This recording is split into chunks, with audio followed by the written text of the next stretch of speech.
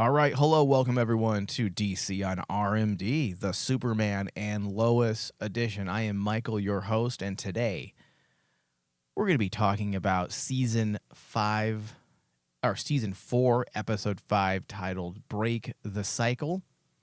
The synopsis: Lois makes increasingly bold moves as she tries to stop Luthor. Jonathan struggles to balance his personal life and responsibilities, while Clark learns an unsettling truth. Okay, I'm in studio with David. Hello, Dave. Hello, everybody. If you are a new listener, you can find all of our shows, past, present, and in the future, wherever you listen to your podcast. However, our preferred feed is Apple Podcasts as well as Spotify. Due to their review and ratings systems and their algorithms, they benefit us far better than most of the other podcast aggregators and feeds.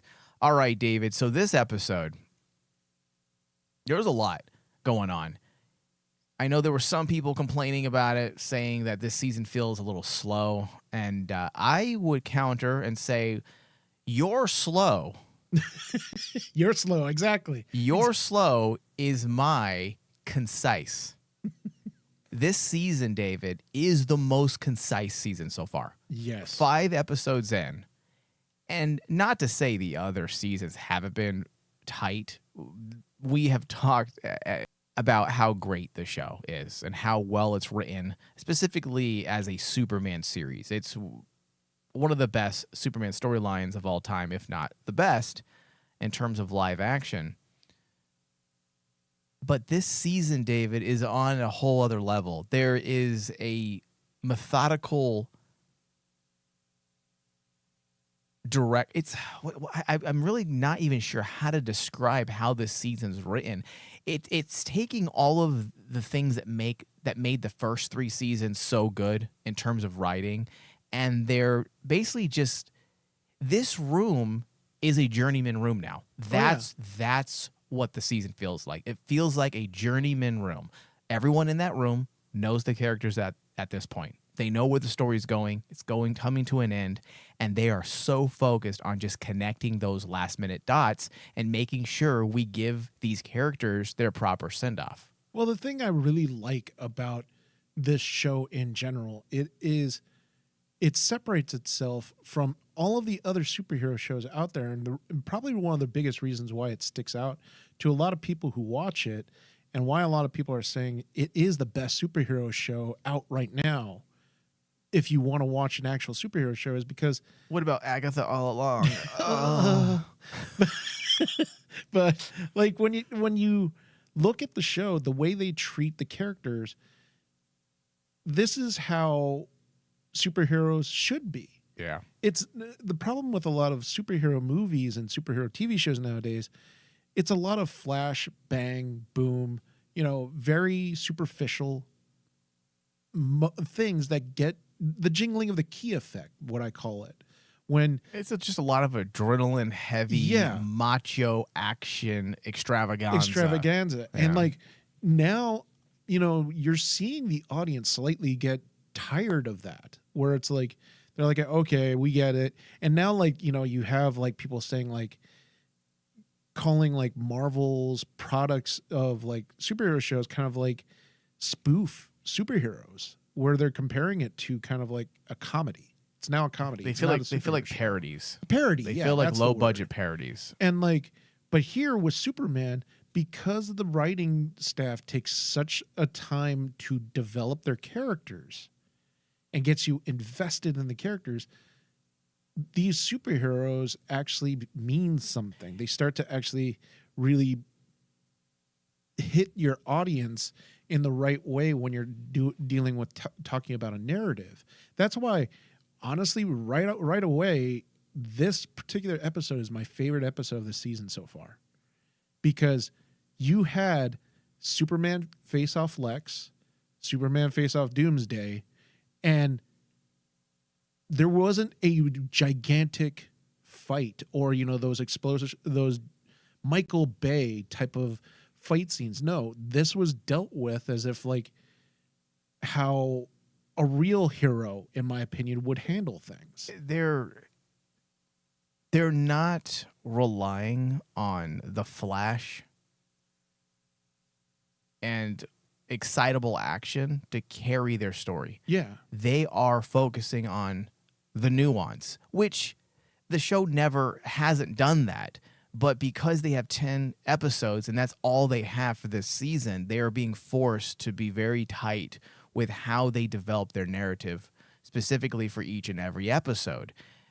Dave, if this was old Arrowverse, and I would argue that this has never been Arrowverse, it's been pretty much made clear now by the showrunners that this is pretty much its own separate thing. It's not designed to be part of the Arrowverse. However, if this was still the era of the Arrowverse, do you think we would ever get scenes like what we just had in this episode between Lex and his daughter at the diner for like 15 minutes of them talking? Oh, absolutely not. I'll take it even further. They would be afraid of it because a lot of these writers for the earlier Arrowverse shows, and I don't want to just make this an indictment on the Arrowverse shows, but just a lot of superhero TV shows in general, they are almost nervous to give us scenes like this because they're afraid the audience, because they have this impression that comic book audiences don't like the intellectual. Yeah. That we just want paint by numbers action, and that's not the case. So they would just give us what they think of the comic book fan. Whereas this isn't looking at it that way. They're like, you know what? We're writing a story, a good story, and we're going to take our time. And if there are people out there that might find the diner scene boring, well, you know what? I mean, this is what we're doing. Yeah. Well, we're going to give you the best type of commentary on a father and son or a father and daughter's relationship woes. And we're going to let you marinate in it because that's part of the suspense. Because we know while we're watching that scene, it's not just about Lex and his daughter. It's about building suspense. We know it's not going to end well. Yeah. We know that this isn't going to solve the problem. And we're waiting for the other shoe to drop. What's going to happen? Is Lex going to flip out? And sure enough, he did. He revealed his true nature in front of his daughter when he just lashed out at the last minute. Yeah, and then his daughter gave him the ultimatum. That was the beautiful thing too, is because like the daughter didn't just run away. She faced her father in the end and told her father her own ultimatum. And it basically put Lex at that moment in the back foot, and he still chose his own selfishness. Yeah. Over the fact that he has, for up to this point, his motivation has been, I want to see my daughter again. Okay, you get to see her. Now what? And it comes down to Lex just can't get out of his own way. He's filled with rage. He's filled with rage, which it's hilarious because of that conversation he has with his daughter, you have true motivation why he's that angry, especially when he brings up the fact they took 17 years of my life away. Right. When he tells his daughter that, it's just not the fact that basically they took it away from him, but that 17 years that he was not able to be there for his daughter. Yeah. And he can't get that back. Right. That is like, well, we understand when they write things like that, Dave. I mean, it is designed to create a form of empathy for the character, and that creates viewership complications, contradictions, emotional contradictions, because we know he's the villain, but at the same time, we're now sympathetic. We understand his anger. It doesn't justify his rage. It doesn't justify his bloodthirst. It doesn't justify his murderous rampage he wants to go on and has gone on. It doesn't justify anything, but it explains. It helps you understand where this character is coming from, his perspective, his worldview, where he is, and what he's willing to do. It separates Michael Cuddett's performance in this episode, separated him from the other people who have tried to portray Lex Luthor. Yeah. Because now we see his version of Lex has his own personal motivation. It's not just the mustache twirling, I want to rule the world in type of mentality. It's more dynamic. It's more dynamic. Yeah. All right, so let's take a couple steps back here and let's reset up the show before we break in to all the various things that transpired in this episode. So, the emotional depth. This episode provides ultimately a very deep reflection on Lex Luthor's motivations, portraying not only his path to revenge, Dave, but also his psychological complexity. The episode also works to peel back the layers of Lex's character, which allows the audience to understand, as we were saying, his traumatic experiences and failed relationships that have shaped this ruthless persona of his. And also, ultimately, through this examination of Lex's psyche, it offers a rare vulnerability. And that goes along with what you were saying, David, that this episode really distinguishes this Lex from other Lexes that we've seen throughout the last however many decades that we've seen Lex in live action. Even animation. I don't even believe we've had a Lex Luthor quite like this in the animation that DC produces as well. So we get to see the vulnerability, the complexity, that frames him as more than just a one-dimensional antagonist. He is multi-dimensional. And one thing that I really like is that, keeping with the concept, and this is something we said during our first episode discussion, as well as the introduction to Lex last season, that the one thing that keeps this show consistent more than anything is that every character they introduce that has a meaningful role, or at least will eventually have a meaningful role in the show, they introduce them through the connection of the family. So even this version of Lex, it isn't just about the daughter. We also learn about his backstory with his family, his own immediate family. So once again, tying Lex's storyline right back to the main thematics of Superman and Lois, which is everything that has to do with family. There's also a sense of urgency. The revelation that Superman is alive injects high-stakes tension into the episode. I think a lot of us were waiting to see what Lex Luthor would do, putting Lois and her family on edge. And I really do like what they did. This is something we had talked about, I believe, during our last episode discussion. I had posed the question, will Doomsday change his ways based on the connection that he has with Lois Lane?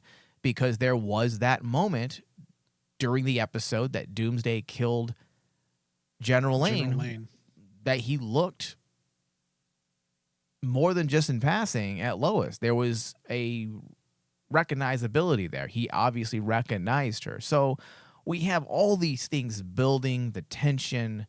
I also felt this is what I like about this show also, Dave. We don't really talk about the suspense they build up, because that moment when Lois decided she was going to call Doomsday.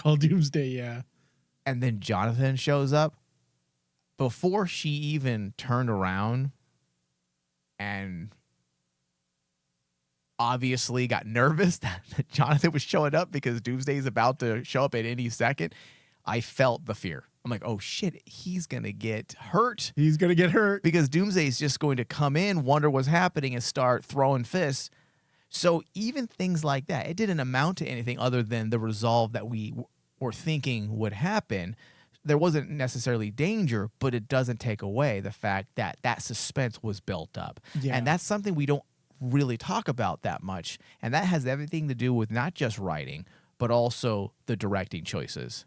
Yeah. And that scene in particular was really awesome, because like at that moment I thought, oh my God, is this where we're going to lose one of the sons? Because remember, we've been speculating that the series has to have a few deaths. And at that moment, I was like thinking to myself, oh, Jonathan's not ready to face Doomsday. There's no way and if he shows up, he's going to get beaten to death. And during that time, I was like thinking, what an impactful scene would it be for Lois to witness her son get killed by Doomsday? I mean, that would be just like, wow, this is a really If Zack Snyder was making this show, that would have happened. That would have happened. You can't do that though. I'm not saying it can't happen. I'm not saying it, or I should say, I'm not saying it's not going to happen, because I had posed those questions. Yeah. When we started talking about this season during our episode 1 and 2 discussion. But can you end a show that should be always about hope at the end of the day and about optimism? That's what Superman represents in a lot of ways. Can you end a show on a down note while also building out hope? I don't know. Yeah. It would be quite the feat. And you're right. I mean, if Zack Snyder was actually doing it, he probably would have had Jonathan killed. But the thing I liked how they use that scene, when you actually take a step back and see how that scene plays out with the rest of the episode, one of the most striking things to me is the fact that they used this scene in parallel with when Luthor makes that decision with his daughter, almost to show that basically, look who the true monster is. Yeah. Because Doomsday's able to actually listen to Lois when she tries to do what Clark was doing with Lex and telling him to break the cycle. And when she tells Doomsday, don't hurt my family, that gets to Doomsday essentially because we know that Clark's inside there from a Bizarro. Bizarro's in there, but we know from past seasons, Bizarro had feelings for Lois. Yeah. So he loved his family. He loved his family. We said that during our last discussion that he was pretty much the same Superman. Yeah. He was a good person, just in some weird emo dimension. And then where everything was backwards. And then the fact that basically Doomsday stops and then flies away, does not return to Lex's headquarters and disappears. And meanwhile, the same scene where you have Elizabeth try to rational with Lex that let's start a new life together. You have it now. You know, I'm right here basically. And she's telling him that she wants him to be in her life. He just has to let go of that rage. Right. And Luthor doesn't in the end. Especially when it's revealed that he has a grandson. And it's like even then, he can't get out of his own way because he's so driven because of that rage for 17 years. Even if he makes the excuse to Elizabeth, I can't let this go. It's more tragic watching him having lose everything, become the broken man again, because Elizabeth, his daughter, walks out for right reasons. She doesn't want to expose his grandson to that life, to that rage. And then you use it in parallel with Doomsday, where Doomsday is like, yeah, I don't want to do that to Lois, and just flies away. And it's like, you mean to tell me Doomsday, a monster that can kill Superman, can break the cycle, but Lex Luthor can't? Yeah, that's a good point. I mean, breaking that generational abuse. It's sad. I mean, that's interesting way of looking at it, Dave, that Doomsday, the tangible alleged monster, can soften and find a form of sympathy, logic, and rationale. In fact, let's look at that. Let's look at it more from that perspective, just for simplicity reasons. Let's look at it between rage and rationale. I mean, you would think a monster, like you were saying, would be irrational. Yeah. And you would think someone as intelligent as Lex would be rational. And yet, it's the opposite. That is interesting. And Dave, because the episode ended the way it did, with Lex not really willing to bend, even though it's clear he does love his child, but he's so stubborn, it's going to end really bad for him. If anyone has a bad ending in this show, it's Lex. It'll be Lex, and it's going to be awful. And I'm not talking just death, and I'm not talking prison. Something bad is going to happen. His grandchild is going to die because of him. His daughter is going to die because of him. Something he does will forever fuck him up. Yes. because of, and, of that and decision. he will finally realize that it's not Lois. That's the story they're building. He's going to have to realize it's not Lois. He's the monster. It's not Clark. It's not his daughter. It's not his ex. He's going to take that long look by the end and realize through tragedy that it actually has been him the whole time. That Lois, Superman, his daughter, and his ex-wife were all correct. Well, think about it. The fact that his daughter, the reason why that scene works so well with me, the diner scene, is because the daughter faces Lex not afraid. She's not afraid of him. Yeah. And because at the end of the day, she still sees him as her father. The problem is she has other responsibilities. She has to take care of her grandson. She has to take care of her incoming son. She has to take care Her of his incoming son. Incoming son. Was he being delivered? Or she, well, technically, I guess. technically, but she has to protect her own life, because the fact that she spells out to her father, "You've done horrible things. Yeah, they sent you to prison, but you did do horrible things. Yeah. You just never got caught." Yeah. You just- If that's why he's the irrational one, because she's right. You may not have been guilty of the actual crime you went to prison for, but if you weren't a criminal, you never would have been accused of this crime, even though you didn't commit it. But it's guilty by association. If you commit crime, don't cry foul ball when you're accused of a crime that you may not have committed, even though you've committed others. Exactly. So that's the reason why I feel like that diner scene was one of the best parts of this episode, because it felt like a very real, mature discussion between two people who have fallen out of favor, that don't see eye to eye. It makes a lot of sense, especially when. No, go ahead. Sorry, you have a smile on your face. You have something you want to say. It's written in a way that's more mature than, say, a coven of women leading a a child on Witch's Road.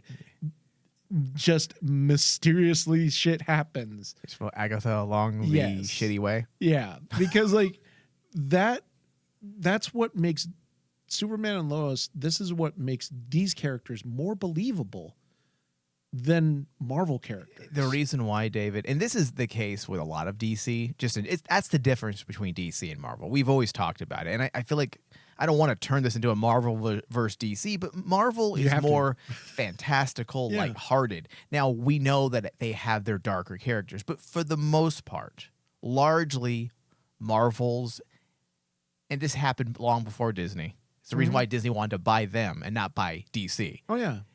It's always been understood that they represent, for the most part, hope. They're more happy and bright.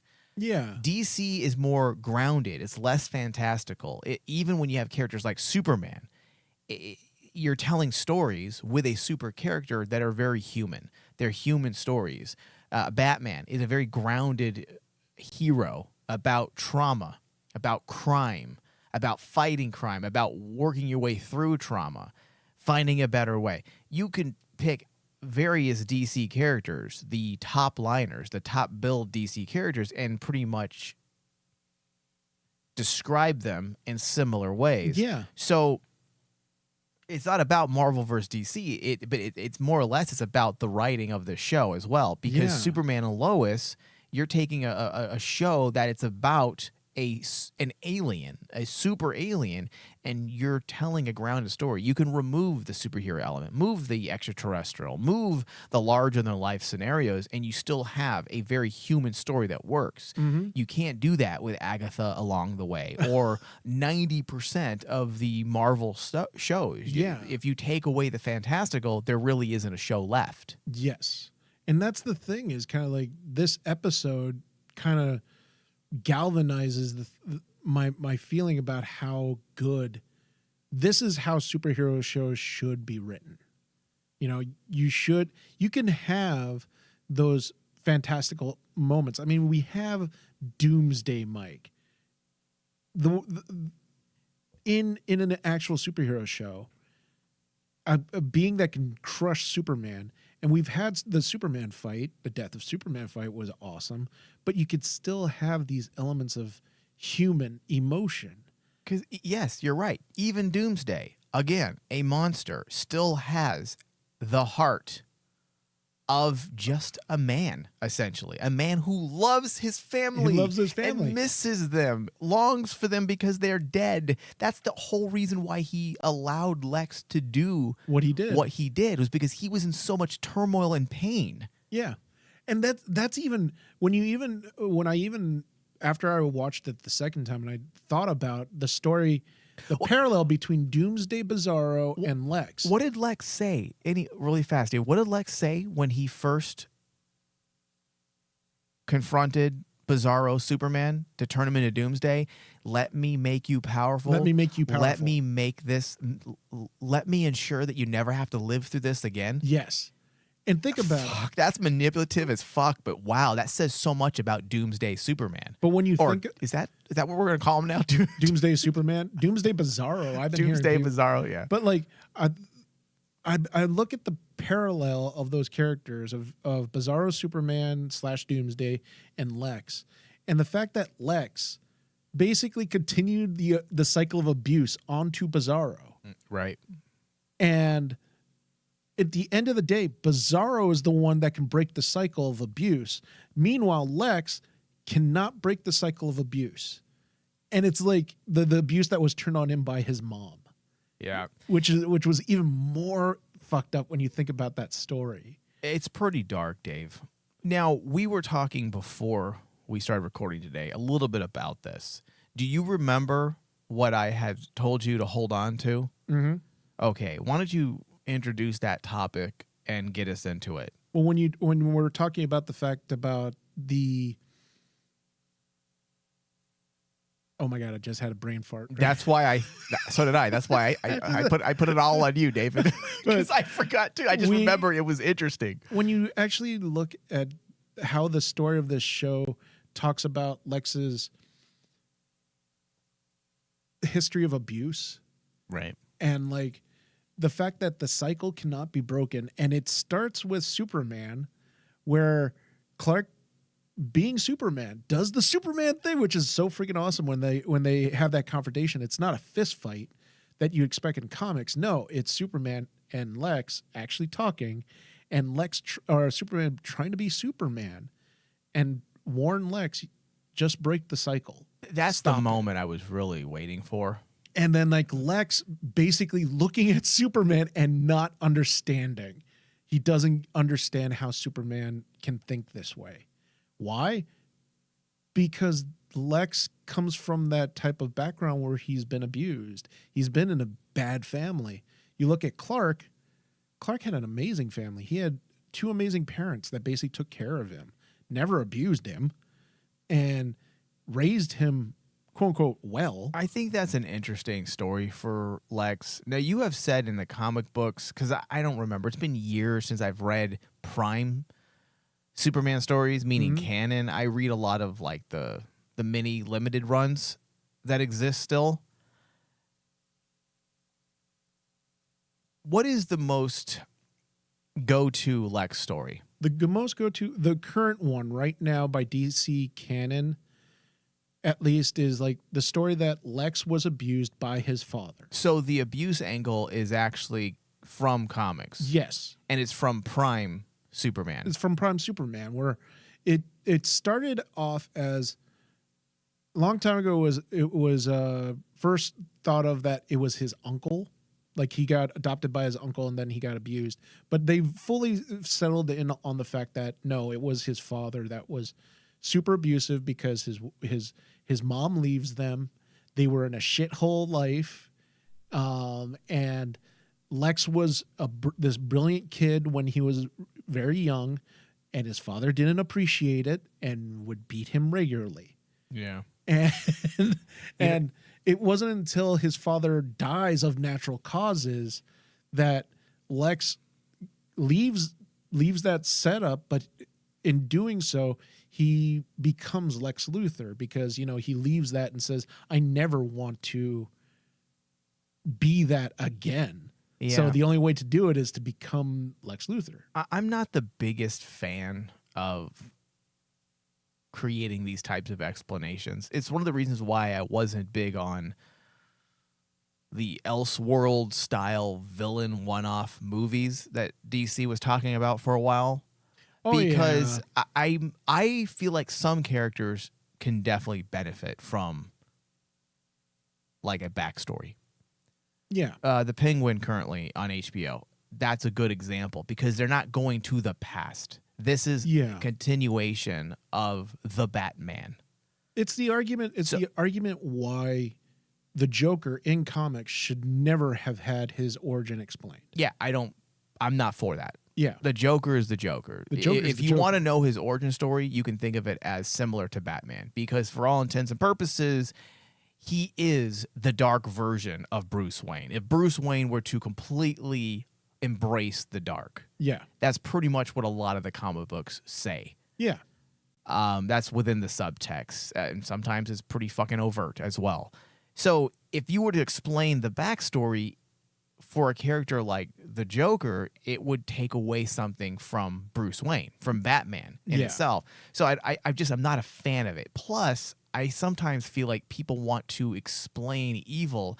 Evil is not to be explained. Evil is evil. Now, if you want to make a character just bad, then that's fine. And that's why this backstory works for me with Lex, because this isn't an evil Lex. This is a guy who was dealt a bad hand. He's a bad person. He has a seriously fucked up moral compass. Yeah. So the backstory we were given wasn't even there to justify and say, oh, look, poor Lex, we should feel sorry for him. It was just there to add more nuance and to explain how and why he would react the way he did to, say, Lois and even to his daughter. Because if you look at various psychological reports done by various psychiatrists and psychologists about abuse, a lot of times you will have people like Lex who are not physically violent with their loved ones because they're from a violent family, so they feel like, well, I'm going to be hands off. I'm never going to be abusive like my family was to me. Yeah. But the abuse manifests itself in other ways. And if you look, what is his abuse? His abuse is his moods. And I know that sounds very cheesy, but it's the way his moods cause him to react to situations in everyday life. Yeah. He blows up. He loses his temper. That's psychological abuse. Oh, yeah. If he does those types of things, or if he does those types of things to his wife every single day, that is psychological abuse. So he may be refraining from physical abuse, but he's still continuing, as you had mentioned, the cycle of abuse/violence. So that's something I also feel like he's going to have to come to terms with. I don't know if there's going to be like what's that term? A coming to Jesus moment where it's going to be overt, but I think it would work if it's subtle, if he realizes. And that kind of goes back to what I was saying when I mentioned that Lex is going to have a really bad ending. Like, this is all going to be really bad for him. And I feel like that's got to be a part of it. There's got to be this realization that is connected to, oh, this is all me. I've done this. This actually is my fault. This isn't Lois. And part of that should be, I'm just like my father. Yeah. I have turned into my father and I've turned into my mother because I'm essentially abandoning my daughter. By being unwilling to change for my daughter, I am abandoning her. I'm letting her walk away. Mm-hmm. So I'm my father. And also, kind of like my mother, because I'm abusive to the people around me. So it almost feels like it would be poetic justice for him to come to that conclusion. Well, think about the thing I really dig about, just like what you said about the poetic justice of the story of Lex Luthor in this episode, is the fact that the initial fight for his daughter was so that she can stay in Metropolis for him. He didn't want to change. He was forcing his daughter to change. It's about him. It's about him. Yeah. And he wasn't doing it. And the thing that I loved about Michael Cuddett's performance is like, he's performing it as Lex isn't doing this to be evil towards his daughter. He thinks he's doing the right thing because, like, just like any good villain story, the villain thinks he's doing the right. Yeah. He wants to be with his daughter. He wants to actually spend his life with his daughter. So he wants his daughter to stay in Metropolis with him. And that's why you need to rip that away from him. Yes. You do not let his story end with him thinking he's in the right still, because then the villain learns nothing. He feels like he lost and these people are awful. He needs, the best way to defeat this type of villain is he needs to have that moment where he realizes he is the bad guy. I think that Gul Dukat from Deep Space Nine moment where he finally realizes, I am not the good guy in this story. I'm actually the fucking bad guy. Now I have to deal with that. I think, honestly, if I were to think of how Lex's story ends in this series, one of the elements that I think is a nice touch or nuance is the fact if he misses the birth of his grandson, that's the thing. That should be one of those elements that basically starts tipping Lex to saying, no, I'm the villain here. I just missed the birth of my grandson, who my daughter was willing to literally have in my life, but I decided not to. Yeah. and I miss it. And that could be like one of those elements that you can use in the story where that's the tipping point for that character. Because just like you said, I really think Lex's story is going to end tragically, not just because he's the villain, but because of how they set up his story, where it's like, there, you can see the strategy. You can't see Lex suddenly saying, "Oh, I see the evil of my ways," and becomes friends with Superman like in the comics. And I don't even want that. Like I don't even think he needs to like Lois. He just needs to realize this is all him. This is all him.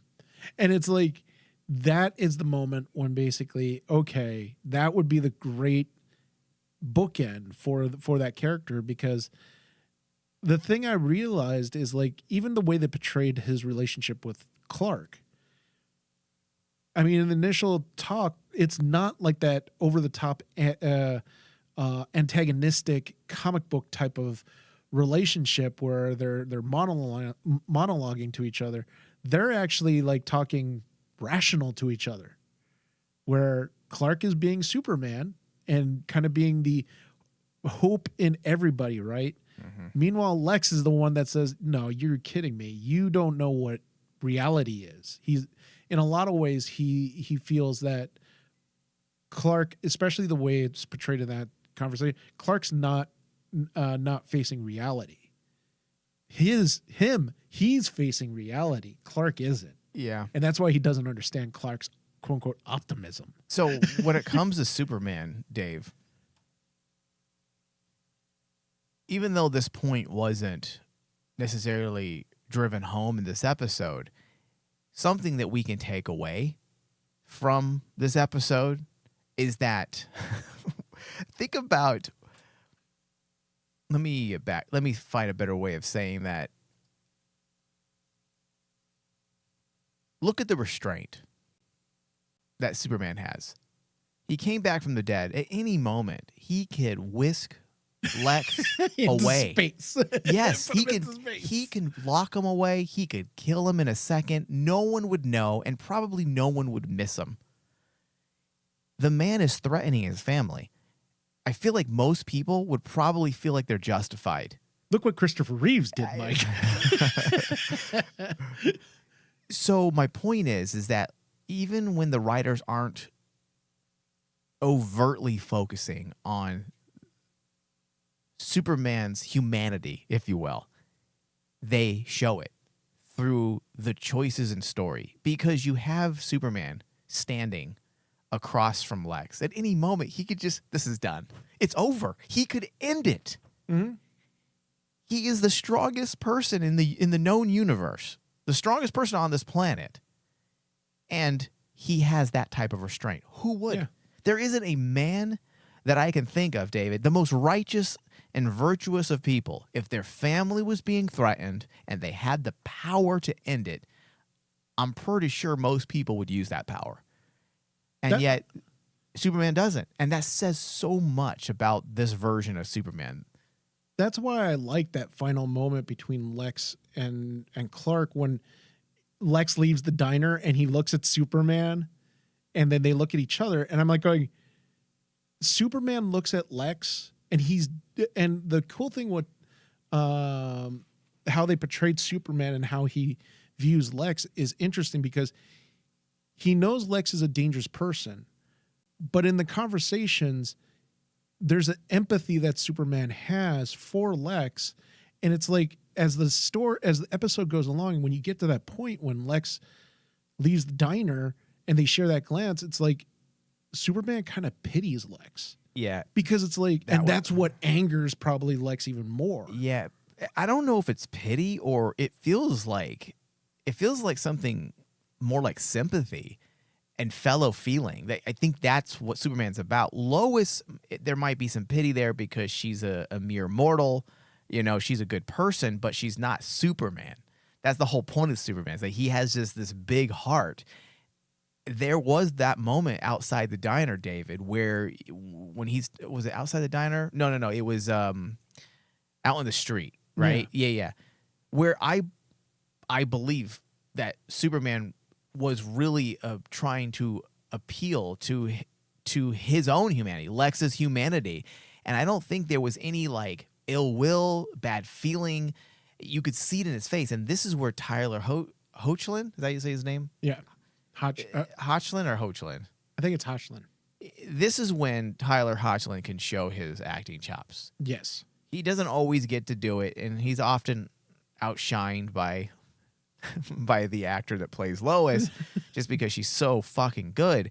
But then you get a scene like this where he gets to show his acting chops while also further fleshing out the humanity that Superman harbors. Like, just, I'm telling you, dude, Tyler's become like close to my second favorite Superman. I know, Dave. Because this is how Superman should be portrayed. Yeah. I mean, it's funny that James Gunn, when you see some of the stills of his Superman, and he's trying to capture what Tyler's been able to do for the past 4 seasons. Yeah, I don't think it's ever gonna. I don't think he could.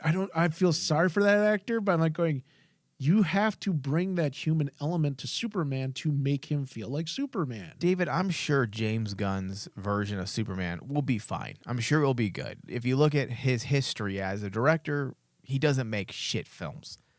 Yeah. Guardians of the Galaxy arguably is the most consistent Marvel trilogy of the last 15 years. Like, it's consistent all the way through. Characters, they don't have to rely, if you're a fan of Guardians, you don't have to rely on the other MCU films to know what's going on necessarily. Mm-hmm. James Gunn did a really good job carving out his own little thing that is unique, exciting, filled with heart. So I don't doubt that he could do the same thing with Superman, but he will never. It's impossible to do it in a 2-hour movie. You will never be able to capture what these writers have done. Yeah.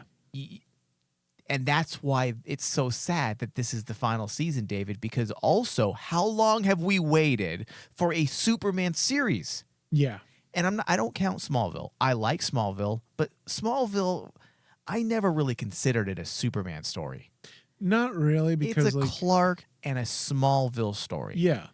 Because he doesn't really, I mean, even up to Smallville's ending, it doesn't end until he actually puts on the actual red and blue suit. And, you have that cool scene in the very end of Smallville. Yeah. But that's at the end. And I do like that show quite a bit. In fact, I believe I am a huge fan of if I remember correctly, of the first 3 seasons. That I felt like they were pretty damn strong, to take into account what that time period was, and the WB/CW in the mid to late 2000s, or I should say early, is when that show started, huh?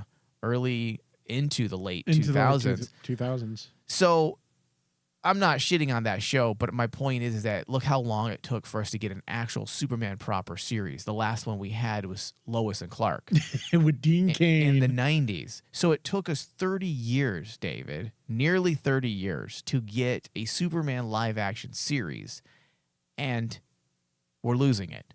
Mm-hmm. So in all probability or likelihood, we're not going to ever see a live action Superman in our lifetime. We're just not. We're going to get movies. And you'll never be able to capture in 4 movies what you capture in a 4-season run. Yeah. All right, David. So before we bring our show to the end, we only have a few more minutes left. So Lois Lane, as we had said, managed to get through to Doomsday, it seems. Yeah. And he flew off like Peter Pan at the end of Hook. Thank you for believing. And there's a lot of blog posts that are being put out since the episode asking, is this the end of Doomsday? Are we not going to see him again? Yeah, that's it. It's over. It's over. He flew off to Neverland. All's good. All's good. This is what I think is going to happen.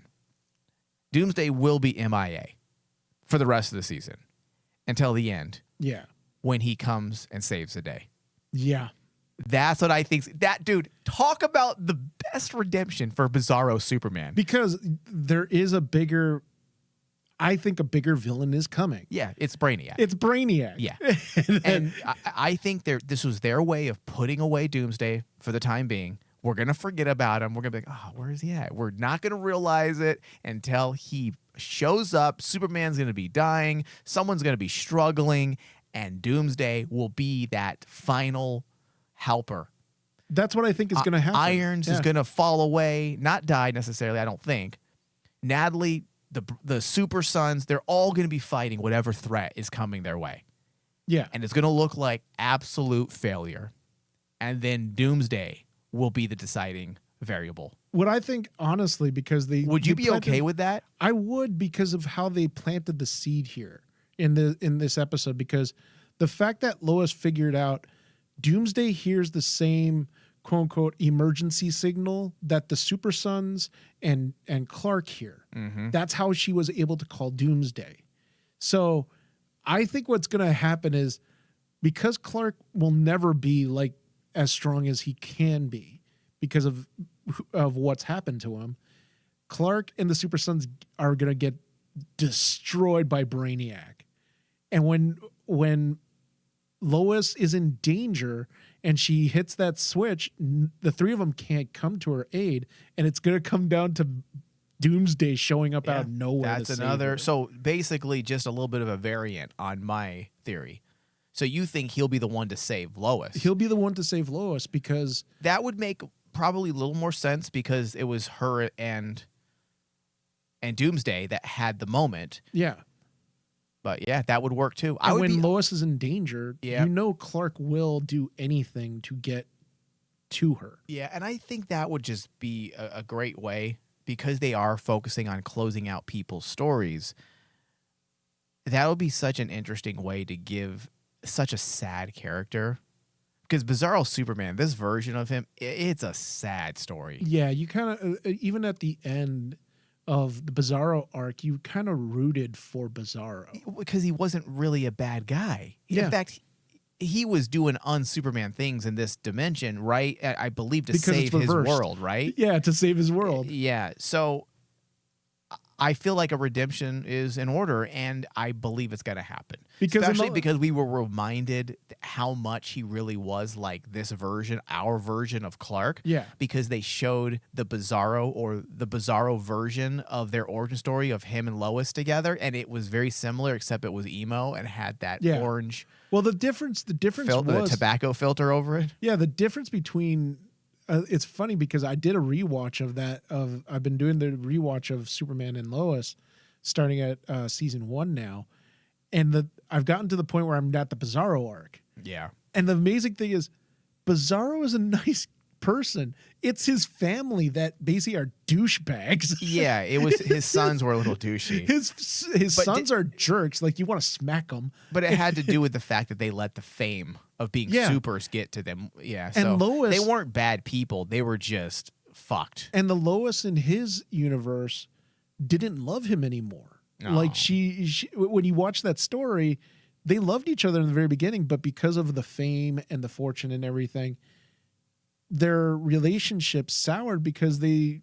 Dude, listen, Deion Sanders said it in the 90s. Don't let the money change you. Don't let the money change you. Remember that rap song he did? But if you think about it, that's what happened to their relationship. And it's like, you feel sorry for that Bizarre. You're like, oh, yeah, he didn't deserve this. I know, dude. He should have held on to emo Lois. Oh my God. And that's why he was like, angered at Clark, because Clark has the perfect life. And Clark went to that universe, correct? Yeah. Yeah, okay. And he saw Lois over there. I would be like, hey, when he goes back to his universe, I'd be like, hey, honey, wear this black wig. What are the black wig for? Here, go put that on. Yeah, I remember that, us covering that season. You guys were drooling all over Elizabeth too long. Well, I already love her anyways, and you put her in like black garb. Oh, it's over. It's over. All right, David, we have to wrap, but one last thing. So we had another guest appearance, and it was Jonathan's girlfriend. Yes. I did feel odd, or it did feel odd to me, that she was told about Jonathan's secret off camera. And because of that, I don't think that that's the end of it. It feels like this... I don't think it's as clear cut as we were led to believe. There's something else to it. I think so too, because like it felt a little weak, and these writers don't write. They usually don't suffer from weak decisions in writing. Now, a decision like that could very well be because they're trying to wrap things up, so that might be why it felt rushed.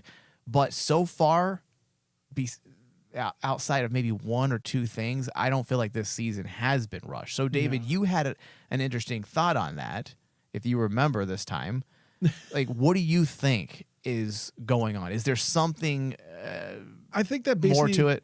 Yeah, I think there is something more to it. It's kind of like how they've been hinting at Brainiac with the whole Milton thing. Yeah. I think that basically this particular instance with Jonathan's girlfriend is more going to be about Jonathan really becoming Superman. Because if you think about it, he's going through the tough times of actually learning what to do. Jordan knows what to do. Jonathan can't lie through his own teeth for some strange reason. And like, who does it? Who can't? Jordan's been doing that the whole time, if you think about it. So now this is going to be part of their story going on about, I think, furthering the relationship between Jordan and Jonathan, and how they both are going to help each other become Superboy, or at least one of them to become the Superboy. Because just like you said, the whole girlfriend thing, when she comes back and she says, "Oh, I know everything." Yeah, it felt weird. It felt very weird. And it's like, you better cover this more in the next episode. Okay, so let's leave it at that, because we're all hoping there is more to it, because that's the only thing that I can point to that felt a little weak. Now, there was a listener, Don Garrett, that sent us a DM through Discord, I believe. And he mentioned the hologram Lex as being kind of weak, or hologram Clark. Because he says there, I believe, I don't have it in front of me, but the message, and it made me think, because I didn't really think anything about it until he had sent me that message, and now I'm annoyed. Not at him, but at at what he brought up. What up? He asked, well, what's the purpose of AI Clark? He was brought back to life. See, now, here's the thing. I honestly think AI Clark is still going to come and play. Okay. Because AI Clark is the thing that's going to become Brainiac. Okay. I was... You and your theories, David, you might be right. Yeah. That's why I think... Because Lex said to Clark, I'm sure you were brought back through some alien technology. We'll see. and he walks away. Yeah. So he's going to find out about the fortress, Yes. use something of Kryptonian technology Oh, absolutely. to then create or beckon, however they end up bringing about this version of Brainiac. It'll be through the alien technology that he steals from Clark. Think Think all about right. it. He's lost Doomsday, so he's lost his weapon. He needs a new weapon. Yeah, because I didn't really think about it, because I think the reason why I didn't get annoyed by it, nor did I even really consider it a negative, was because what do we always say? When a show is firing on all cylinders, we're not going to nitpick it because the show is so good. Why am I going to look at one thing like, it's kind of weak? But if this was a show like, say, The Acolyte or some other Marvel Plus show where it's a Death by 1,000 Cuts, where you're just like, motherfucker, here we are again, and we flip out over the littlest thing. Yeah. That's not the case with Superman and Lois. Now, if this show was written poorly, yes, I probably would have noticed that. Well, remember, Mike, something that me, you, and Steve have been talking about this show, no action in throughout the series is wasted. There's nothing that's been wasted For the most part, yeah. Except for the only thing that's wasted is the Lana's silent daughter. Yeah, But yeah. but that's it. Yeah. Everything else, every time they've hinted at something, or every time that they've had a particular scene that just seemed to just hang in the episode, they'll do a callback because that's an important stepping point. David, last thing though, will we see Tal-Rho? Oh, dude. Because he slipped off to Bizarro World, right? Yeah, he went off to Bizarro World. To go, I don't think. Didn't he go there because of Lana? Yeah, It's awesome. because remember he was like going. He was into Lana, right? That's I'm what gonna it was. live over here where this hot Lana is. I'm like going, and we all agreed. Yeah, he made the right choice. The best. It's amazing. What a doucher. All right. We got to close out. David, I'm going to give this episode an 89%. I love the episode, but to me, it wasn't the strongest of the season so far. And that's still saying a lot. You know what? I take that back. I'm going to give it a 90. It deserves a 90, just the diner scene alone. See, I was actually going to crack up because I think we're in Bizarro World, because like I would actually reverse your score and basically go 98 for me. Okay, 98. Because it is actually my favorite episode, because this is what I've always wanted superhero shows to portray superheroes. How to portray him? Yeah, how to portray him. I'm over the whole, look, I'm going to twirl my freaking swords all over the place and bounce bullets all over the place. Okay. That really doesn't do anything. I guess the only complaint I could say, David, is they gotta slow their roll with the flashbacks this season. I know they're trying to cover a lot of ground. It's the final season, though, Mike. But let's not turn this into Arrow. Yeah, Like, that's the thing I'm worried about. Flashbacks have always been a part of the show, but it's been used very carefully and sparingly to show us the Superman origin story that we didn't get, because they wanted to start the show with an aging Superman that had a family. So in order not to cheat us from all of the things that we would like to see from a Superman series, they have found creative ways to essentially build out an origin story for Superman through flashbacks. So it's worked. And now they're doing that for Lex, and I get it, but they also need to be careful. We don't need elaborate flashbacks every single episode. Yeah. So, all right. Thank you, everyone. I love the show, though. Later.